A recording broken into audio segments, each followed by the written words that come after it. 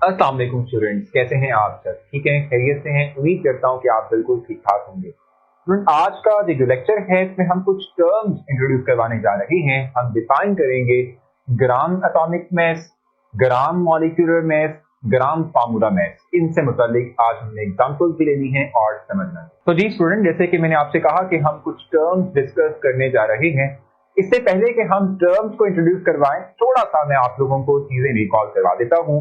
आपने ये बात देखी थी कि अगर हम देखते हैं किसी एक एटम, लेट्स सपोज मैं हाइड्रोजन की बात करता हूं, ठीक है, तो हमने ये बात कही थी कि हाइड्रोजन या कोई भी हम एटम देखते हैं तो हाइड्रोजन या किसी भी एटम का एटॉमिक मास भी होता है। हम जानते हैं ना कि एटॉमिक मास भी होता है, ठीक है, एटॉमिक मास।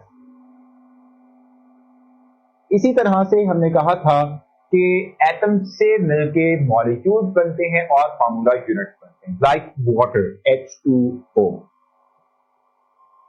ठीक है। और हमने ये बात कही थी कि मॉलिक्यूल जो है इसके अंदर जो एटम्स हैं इनके एटॉमिक मैसेज को जब हम सम कर लेंगे, प्लस कर लेंगे, जमा कर लेंगे तो इससे हमारे पास मैस बनेगा, इसको हम मॉलिक्यूलर मैस कहते हैं। जैसे कि हाइड्रोजन यहाँ पर दो हैं, एक हाइड्रोजन का एटॉमिक मैस 1 होता है, दो का क्या होगा 2 हो जाएगा।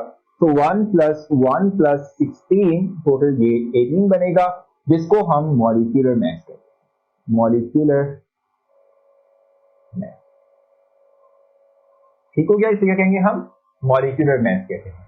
इसी तरह से हमने कहा था कि जो आयनिक कंपाउंड्स होते हैं दे कंटेन फार्मूला यूनिट्स, ये जो पूरे के पूरे आयनिक कंपाउंड को रिप्रेजेंट करता है, उसकी प्रॉपर्टीज को शो करता है, इसे फार्मूला यूनिट कहते हैं, जस्ट लाइक NaCl।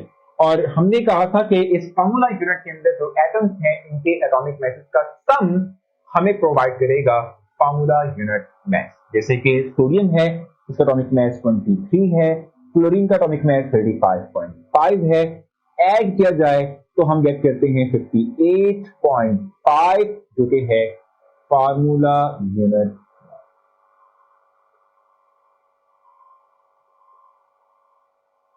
ठीक है जी, क्या कहते हैं इसको? हम फार्मूला यूनिट मास कहते हैं, ठीक है।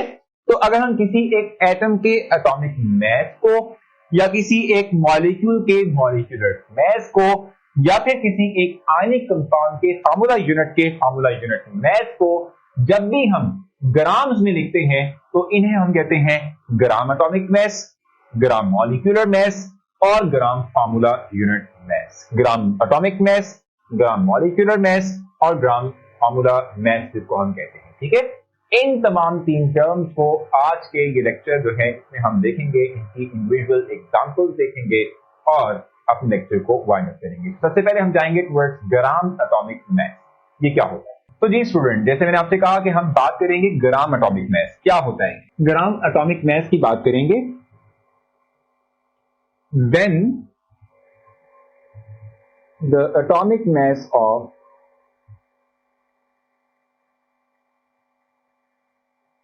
an atom is represented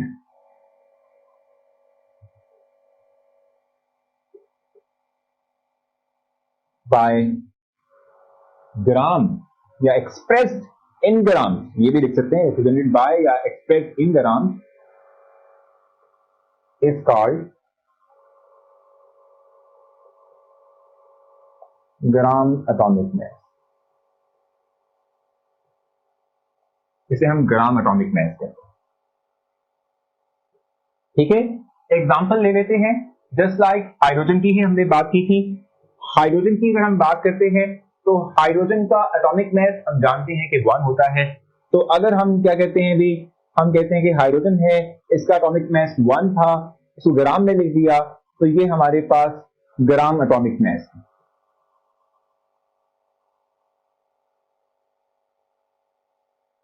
ठीक है।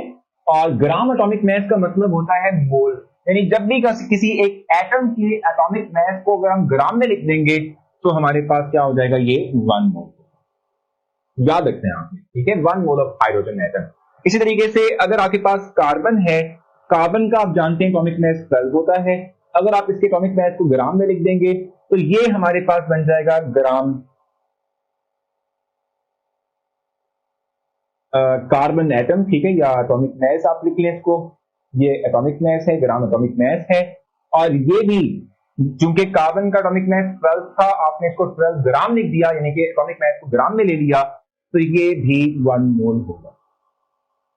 इसी तरह से किसी भी एटम की आप बात कर लें, आप कोई भी एटम ले लें, जैसे कि मैं ऑक्सीजन ले लेता हूं, ऑक्सीजन का एटॉमिक मास 16 है, आप 16 ग्राम लेते हैं, तो ये ग्राम एटॉमिक मास कहलाएगा। और हम कहते हैं कि ये हमारे पास क्या होगा, 1 मोल होगा। ठीक है, तो whenever you take the atomic mass of any atom, represent the atomic mass of any atom in gram, you always having 1 mole of that particular atom.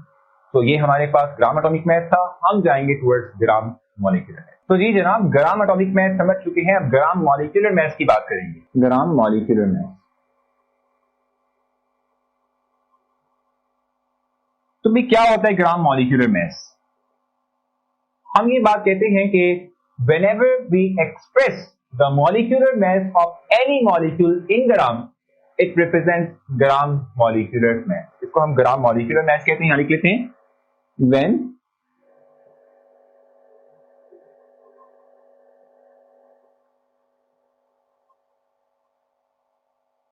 we express molecular mass of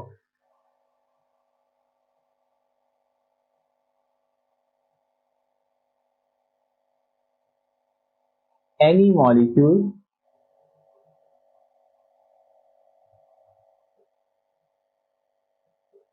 in gram is called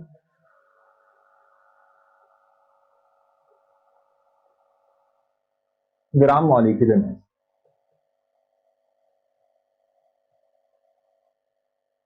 ठीक है, इसे हम ग्राम molecular मास कहते हैं। ठीक है, example मैं आपको देता हूं, फिर आपको समझ आ जाएगी।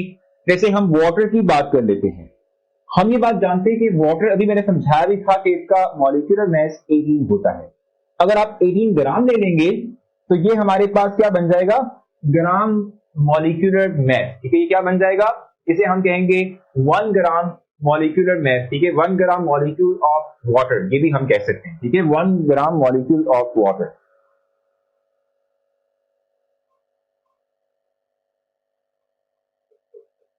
H2O। और मैंने आपको कहा था जब भी आप किसी एक मॉलिक्यूल के मॉलिक्यूलर मास को ग्राम में लिखोगे तो ये 1 मोल होगा, सो इट विल बी 1 मोल। ठीक है, सेम अगर एक और एग्जांपल दूं, मैं कहता हूं carbon dioxide.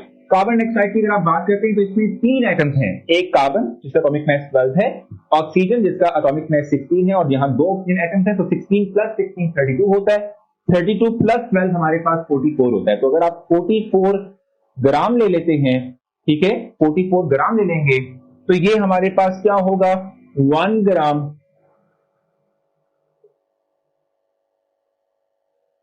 Molecule of CO2, और ये एग्जैक्टली 1 मोल। ये क्या है हमारे पास, 1 मोल है। ठीक है, इसी तरीके से अगर लेट्स सपोज हम कहते हैं कि वी हैव अमोनिया NH3, तो आपको एटॉमिक मास का जरूर याद होना चाहिए। मैंने लास्ट टाइम भी कहा था जब हम बात कर रहे थे मॉलिक्यूलर मास की, तो याद होना चाहिए। नाइट्रोजन का एटॉमिक मास 14 होता है, हाइड्रोजन 1 + 1 + 1, क्योंकि 3 हाइड्रोजन है, तो we have 17 molecular mass of ammonia. और अगर आप इसको ग्राम में लिख देंगे तो ये हमारे पास बन जाएगा 1 ग्राम मॉलिक्यूल ऑफ अमोनिया, और ये 1 मोल। ठीक हो गया। सो whenever you express the molecular mass of any molecule in gram, you are taking 1 mole of that particular substance। ठीक है, सो ये हमारे पास आ गया। अब हम जाएंगे टुवर्ड्स फार्मूला मास। ठीक है, फार्मूला मास की बात करेंगे, ग्राम फार्मूला मास की, और एग्जांपल से। तो जी स्टूडेंट, ग्राम फार्मूला मास की हमने बात करनी है।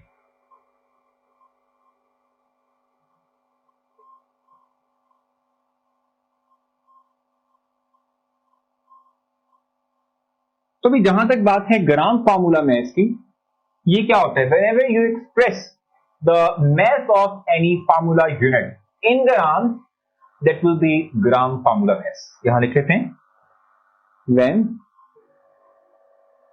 formula mass of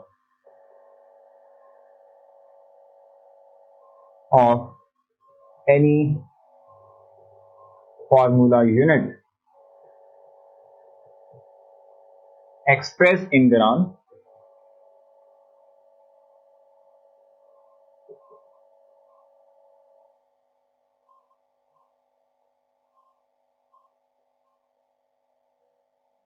it is called gram formula mass. Formula mass, ठीक है, इसे हम ग्राम फार्मूला मैस कहते हैं। जब भी आप किसी एक आयनिक कंपाउंड के फार्मूला यूनिट को, जो कि ओवरऑल आयनिक कंपाउंड को रिप्रेजेंट करता है, इसको आप ग्राम में रिप्रेजेंट करेंगे, that will be gram formula mass. ठीक है, एग्जांपल ले लेते हैं। Just like we have NaCl। अभी मैंने एग्जांपल समझाई थी आप लोगों को। 23 का एटॉमिक मास होता है, क्लोरीन का 35.5 होता है। ऐड करेंगे, you will have 58.5, ठीक है, और 58.5 ग्राम जो है ये 1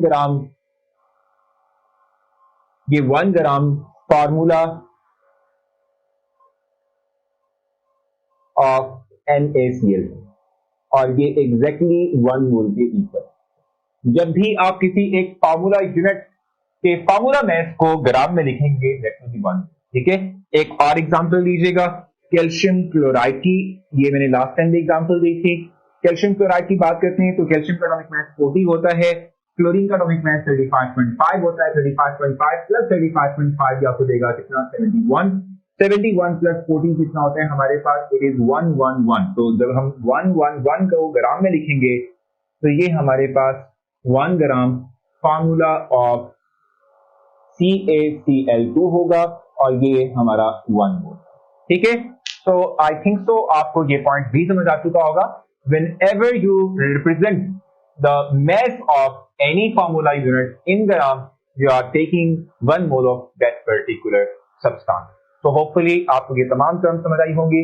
कोई कंफ्यूजन रह गई हो आप मुझसे पूछ सकते हैं, मैं आपको जरूर रिस्पॉन्स दूंगा। अपना ख्याल रखें, नेक्स्ट सेशन मुलाकात होती है।